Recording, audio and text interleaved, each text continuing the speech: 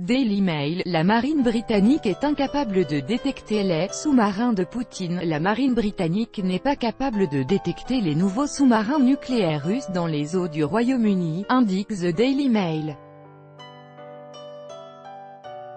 Selon ses sources au ministère britannique de la Défense, les sous-marins russes de nouvelle génération sont plus furtifs que les précédents. L'armée britannique n'est pas capable de repérer les nouveaux sous-marins de Poutine au large du Royaume-Uni, annonce le quotidien Daily Mail se référant à ses sources au ministère britannique de la Défense. Les nouveaux submersibles russes de la classe Yasen Fren sont tellement silencieux que les systèmes de défense sous-marins, y compris les sonars, britanniques ne peuvent pas les détecter. Le système de propulsion de ce nouveau sous-marin est beaucoup plus sophistiqué.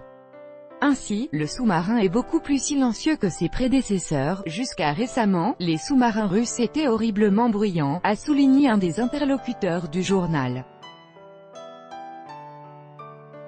The Daily Mail ajoute que des sous-mariniers russes ont établi une carte des infrastructures énergétiques et des systèmes de télécommunications, dont des câbles Internet, dans la Manche.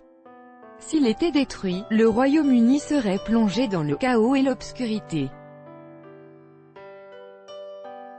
Un autre objet d'intérêt de sous-marins russes est la base navale britannique de Fallan en Écosse, dont la protection est assurée par le réseau américain d'hydrophones SOS-US développé dans les années 1950.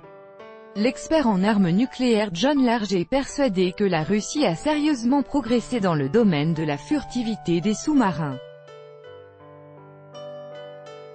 Les Russes ont été loin derrière dans la guerre sous-marine, notamment dans le domaine de la furtivité. Mais beaucoup de choses auraient changé. Les commandants russes testent toujours les limites de leur capacité. Ils deviennent plus sûrs d'eux et agressifs, a constaté Monsieur Large. De plus, il ne s'est pas montré particulièrement optimiste quant à l'état de la marine britannique. Les positions de la marine royale sont très probablement plus faibles que celles de la marine russe, NDLR, parce que beaucoup de ressources humaines et d'autres moyens ont été concentrés sur les porte-avions, a conclu l'expert.